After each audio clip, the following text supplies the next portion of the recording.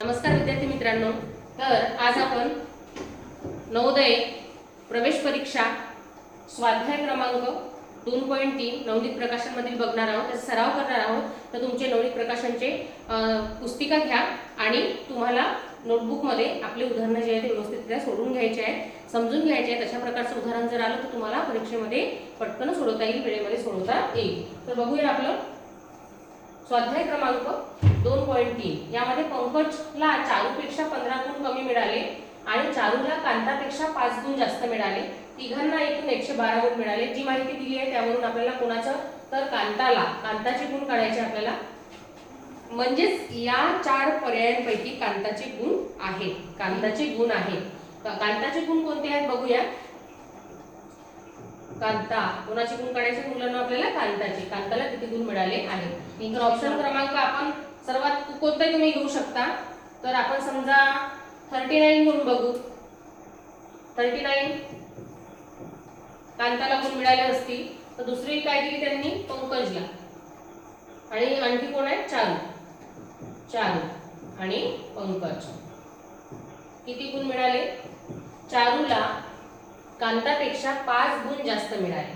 म्हणजे कांताला मिळाले होते 39, 5 गुण हिला जास्त मिळाले. बघू किती मिळाले, या दोघांचे ऍडिशन करूया. ते होतात 44 म्हणजे 44. यानंतर पंकजला चारूपेक्षा 15 गुण कमी मिळाले. चारूला मिळाले 44 आणि पंकजला चारूपेक्षा 15 गुण कमी मिळाले. कमी म्हणजे वजाबाकी करा. 44 मधून 25 वजा करायचे मुलांना. 14तून 5 गेले 9 राहिले आणि 3तून 1 गेला 2 राहिले 29.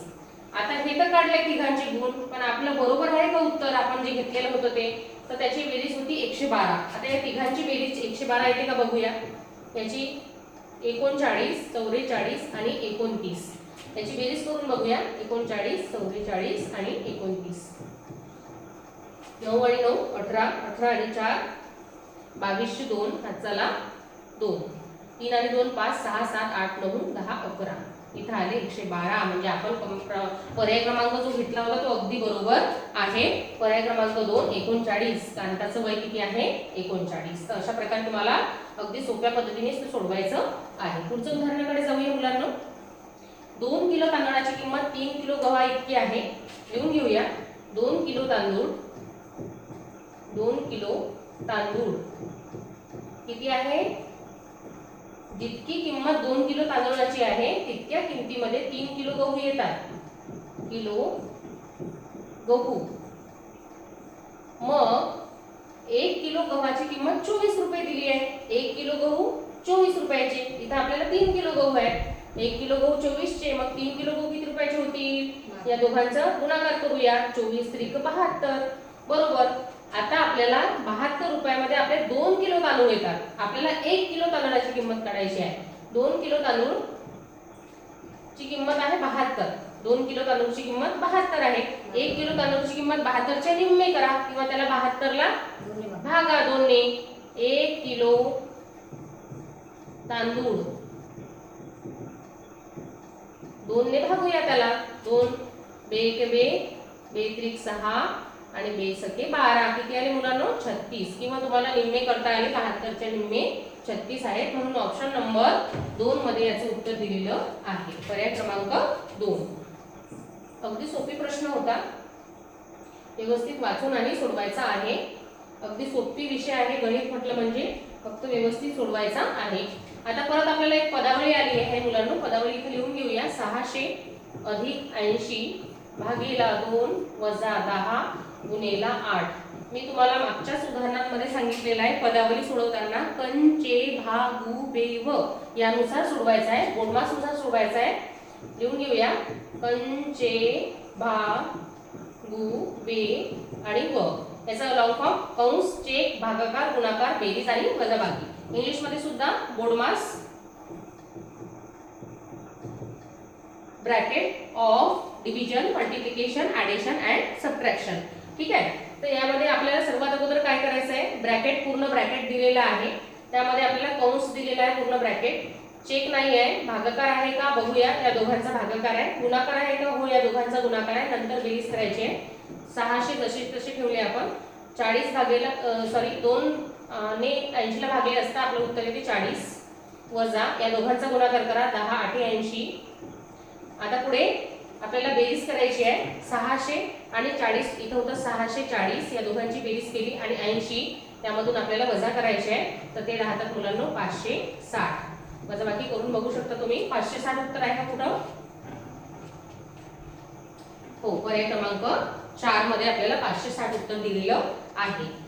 समजलं असेल. पदावली सोडवताना तुम्हाला बोडमास म्हणजेच कंचे भागो बेवो या सूत्राचा वापर करायचा आहे आणि व्यवस्थितरित्या सोडवायचा आहे. अगदी सोपी प्रश्न आहे. बघा, स्टारच्या जागी किती किंमत घातल्यास या ठिकाणी तुम्हाला एक अंक दिलेला आहे आणि त्या संख्येच्या मध्ये स्टार दिला आहे. यामध्ये किती किंमत घातल्यास 11 ने पूर्ण भाग जातो. आता 11 ची कसोटी जर माहित असेल तर लगेच आपल्याला ओळख येईल. 11 ची कसोटी कशी आहे बघूया. 5 6 या ठिकाणी मी यातील एक ऑप्शन मधील हा घेतला 1 घेतला. 1 बरोबर येते का बघू. 1 8 9 आणि 1 5 6 5,61,891 या संख्येमध्ये ज्या सम स्थानच्या संख्या आहेत आणि विषम स्थानच्या संख्या आहेत या दोघांची आपल्याला बेरीज करायची आहे. बघू समस्थानमध्ये कोण कोण आहे. समस्थानमध्ये आहे आपलं विषम स्थानमध्ये 5 1 9. समस्थानमध्ये आहे 6 8 आणि 1. तर या दोघांची आपण बेरीज करूया. 8 आणि 6 या ठिकाणी 6 प्लस 8 प्लस 1 आणि या ठिकाणी आपल्याला 5 अधिक 1 अधिक 9. बघा इथे किती होतात. 9 आणि 1 10 आणि 5 15 आणि इथं पण 6 आणि 8 14 आणि 1 15. आता दोन्ही सारखे झाले. सम आणि विषम स्थानच्या अंकांची बेरीज यातील फरक म्हणजे वजाबाकी करा. 15 वजा 15 किती राहतील मुलांनो. 0. जर यातील फरक 0 किंवा 11च्या पटीत येत असेल तर त्याला 11 ने निश्चित भाग जातो. आणि आपल्याला तेच विचारलं 11 ने पूर्ण भाग झालेली संख्या कोणती आहे. कोणता अंक टाकल्यास आपण कोणता अंक टाकला होता 1. जर तुम्हाला ताडा घ्यायचा असेल तर तुम्ही ताडा सुद्धा घेऊ शकता मुलांनो. या ठिकाणी तुम्हाला ही संख्या मांडायची आहे 5 6 1 8 9 आणि 1 आणि इथे 11 लिहायचे आहे. करून बघूया किती होतील. 11 5 55 1 राहिला. त्यानंतर 11 1 11 पूर्ण भाग जातो का बघूया आपण. इथं परत 8 घेतले. शून्याचा भाग दिला. 8 नाही 8 पाड्यामध्ये तर इथं 9 घेतले.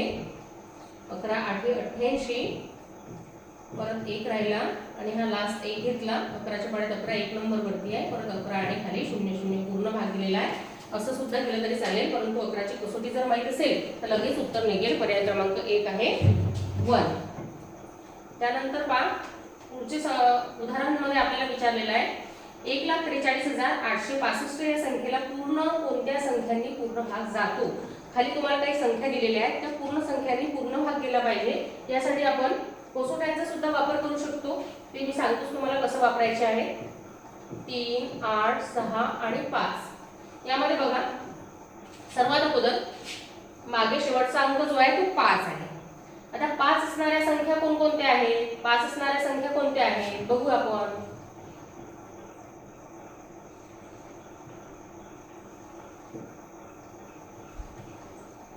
तर संख्या परत मांडूया. 1 4 3 8 6 आणि 5 यामध्ये शेवटचा अंक आहे 5.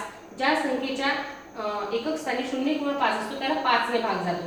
इथं 5 नाही आहे ऑप्शन मध्ये म्हणून इथं आपण कट करूया.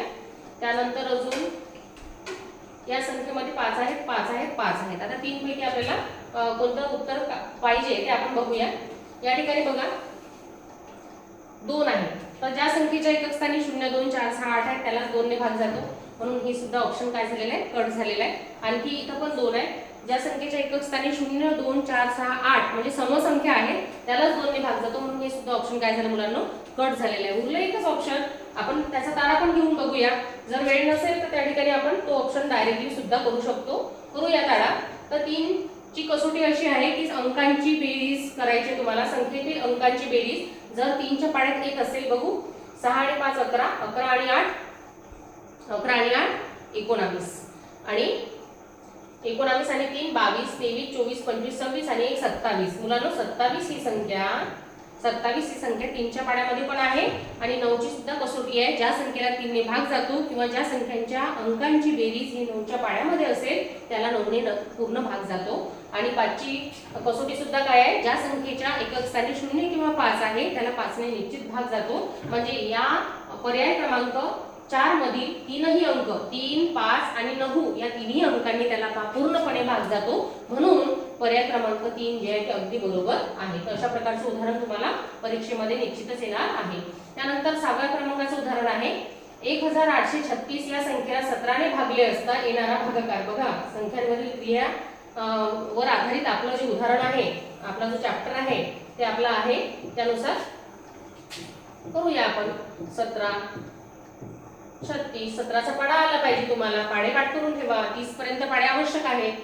तर बघा 17 एके 17 इथं 1 राहिला आणि 17 8 36 असेल. 8 नंबर वरती 136 येतात आणि इथं 0 0 0. अगदी सेकंदांमध्ये सुटणारा हा प्रश्न आहे. पर्याय क्रमांक 1 मिनिट. आपण 0चा भाग द्यायला विसरलो आहे. तुम्ही सुद्धा तशा प्रकारे मिस्टेक करू नका. या ठिकाणी 0 आता 3 घेतले. 17च्या पाड्यामध्ये 3 नाही आहे तर या ठिकाणी 3 घेतलेले आहे आपण. 0च्या पाड्यात 3 नाही आहेत म्हणून इथे 0 द्या आणि परत घ्या 3. आता 6 या ठिकाणी 1 पाहिजे होता. इथे परत मांडते मी, तुम्ही व्यवस्थित लक्ष द्या. 18 मधून 17 गेले तर इथे 1 राहिला.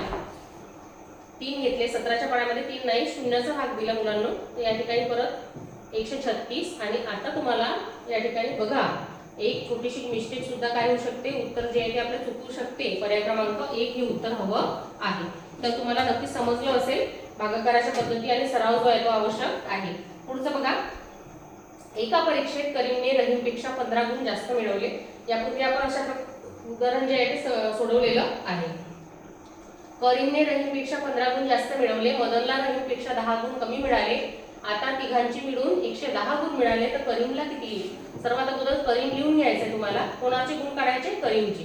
आता हे जे ऑप्शन दिसतात तुम्हाला यामध्ये करीमचे गुण दडलेले आहेत. आपण प्रत्येक ऑप्शन चेक करून बघूया की कोणते गुण येतात आणि त्यानुसार बघूया. चौथ्या प्रकारचा चौथा ऑप्शन घेतला. पहिले आपण पहिला ऑप्शन घेऊया. करीमला 25 गुण मिळाले असतील तर रहीमला, आता पहा करीमने रहीमपेक्षा 15 गुण जास्त मिळवले म्हणजे रहीमला कमी मिळालेले आहे. 15 गुण कमी मिळाले. 25 मधून 15 गेले मुलांना. 25 मधून 15 गेले तर तिथे राहतील 2तून 1 गेला 1 राहिला 10च राहिले. आणि या ठिकाणी मदनला रहीमपेक्षा 10 गुण कमी मिळाले. रहीमपेक्षा 10 गुण कमी मिळाले तर याला 0 गुण होतील.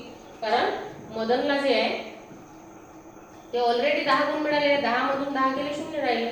आता याची बेरीज करून पहा बरं. 25 आणि 10 किती होतील? 35 होतील. 35 आणि 0 35च. पण आपल्याला ऍडिशन किती झाली पाहिजे? 110. म्हणजे पर्याय क्रमांक 1 जे आहे ते आपलं सुटलेलं आहे. आपण दुसरा क्रमांक, तिसरा क्रमांक, चौथा असं आपल्याला बघायचं आहे. आपण आता चौथा घेऊन बघूया उत्तर निघते का बरं. करीमचे गुण आपल्याला काढायचे आहे. करीमचे गुण आपण ऑप्शन नंबर 4 मधलं घेतलाय 50. मग करीम नंतर रहीमला करीमने रहीमपेक्षा 15 गुण जास्त मिळवले म्हणजे रहीमला 15 गुण कमी मिळाले. या 50 मधून आपल्याला 15 गुण वजा करायचे आहे. वजा 15 किती राहते मुलांना? 35. त्यानंतर तिसरा कोण होता?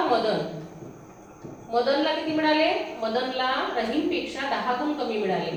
तर बा 35 याला मिळाले होते, 10 गुण कमी मिळाले. कमी म्हणजे मायनस करायचे, वजाबाकी करायचे. या ठिकाणी 25 आलेले आहे. आणि दुसरी जी अट आहे आपली ती आहे त्या तिघांची बेरीज किंवा तिघांच्या गुणांची बेरीज जी आहे ती किती आहे? 110 आहे. तर करून बघूया. 50, 35 आणि 25 या तिघांची बेरीज 110 येते का? इथे झाले 0. चला 1 5 आणि 5 आणि 10 ने 11.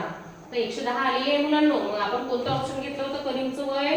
तर ते आहे ऑप्शन क्रमांक 4. पर्याय क्रमांक 4 50 होतं. त्या ठिकाणी आपण करीमचं वय 50 घेतलं. तर उत्तर जे आहे ते व्यवस्थितरित्या येते. तर अशा प्रकारे आपण जे स्वाध्याय जो होता अगदी व्यवस्थित सक्सेसफुली सोडवलेला आहे. तर व्हिडिओ आवडल्यास लाईक करा. धन्यवाद.